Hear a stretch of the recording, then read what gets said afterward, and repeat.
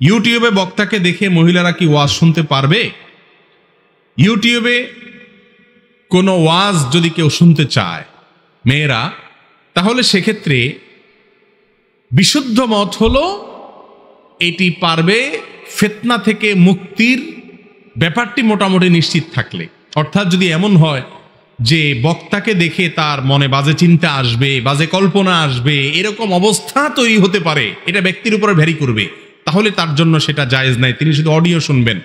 আর যদি এরকম সম্ভাবনা খুব বেশি না থাকে, তাহলে মৌলিকভাবে মেয়েদেরকে ছেলেরা দেখা হারাম হলেও ছেলেদেরকে মেয়েরা দেখা বিশুদ্ধ মত অনুযায়ী হারাম না। যদিও এক্ষেত্রে ওলামাদের ইখতিলাফ আছে, ভিন্ন মত আছে, তবে বেশিরভাগ বিশুদ্ধতম মত হলো এটি যে মেয়েরা কোনো ভিডিওতে, কোনো স্ক্রিনে অন্য কোনো আলেম ওলামাকে বা অন্য কোনো পুরুষকে দেখলে সেটা সরাসরি হারাম হবে না, বিশেষ করে যদি ফিতনায় পতিত হওয়ার আশঙ্কা না থাকে।